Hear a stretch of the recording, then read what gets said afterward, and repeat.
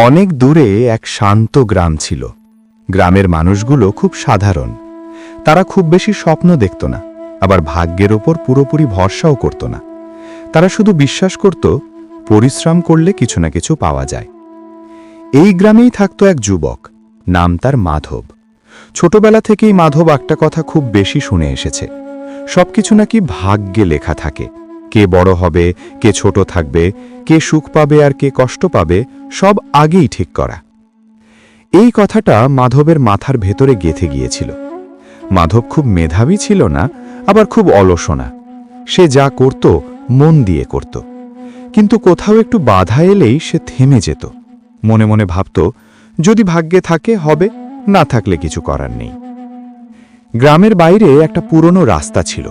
সেই রাস্তার পাশে একটা পাথরের ফলক পড়েছিল বহুদিন ধরে। ফলকের গায়ে অদ্ভুত কিছু দাগ কাটা ছিল। কেউ জানত না সেগুলো কি। একদিন সন্ধেবেলায় মাধব সেই পাথরের পাশে বসে বিশ্রাম নিচ্ছিল। হঠাৎ তার চোখ পড়ল ফলকের দাগগুলোর দিকে। মনে হলো দাগগুলো শুধু এলোমেলো না, যেন কিছু লেখা আছে। মাধব হাত দিয়ে ধুলো পরিষ্কার করল। ধীরে ধীরে কিছু অক্ষর স্পষ্ট হতে লাগল। পুরোটা পড়া গেল না, শুধু একটা লাইন বোঝা গেল, যে নিজের পথ লেখে তার ভাগ্য বদলায়। এই কথাটা মাধবের মাথায় লেগে রইল। সে বাড়ি ফিরল, কিন্তু মনটা বারবার ওই পাথরের কথাই ফিরে যাচ্ছিল। পরদিন থেকে মাধব একটু বদলাতে শুরু করল। আগের মতো সহজে থেমে যাচ্ছিল না। মাঠে কাজ করলে পুরোটা শেষ করত, কিছু না বুঝলে আবার চেষ্টা করত। কিন্তু আশ্চর্যের বিষয়, প্রথম দিকে তার জীবনে কোনো পরিবর্তন এলো না, বরং কাজ বাড়ল, কষ্ট বাড়ল। তখন আবার পুরনো ভাবনা মাথা তুলল, সবই কি ভাগ্যের লেখা? একদিন গ্রামে এক বৃদ্ধ এলো। সে অনেক জায়গা ঘুরে এসেছে। গ্রামের মানুষ তার চারপাশে ভিড় করল। ভাগ্য, জীবন, ভবিষ্যৎ এইসব কথা উঠল। মাধব চুপচাপ সব শুনছিল।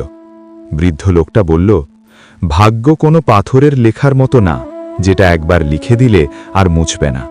ভাগ্য অনেকটা কাঁচা মাটির মতো, যেভাবে হাত চালাও সেভাবেই আকার নেয়।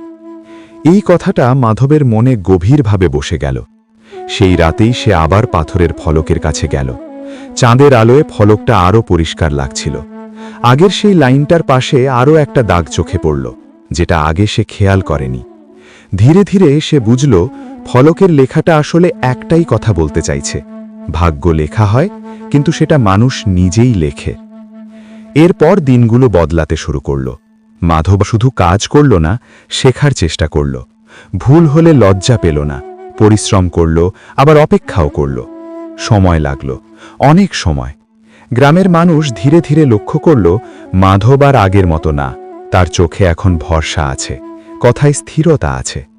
কয়েক বছর পর মাধব গ্রামের সবার কাজে লাগে এমন একজন হয়ে উঠল। কেউ সমস্যায় পড়লে তার কাছে আসে, কেউ সিদ্ধান্ত নিতে না পারলে তার মত চায়।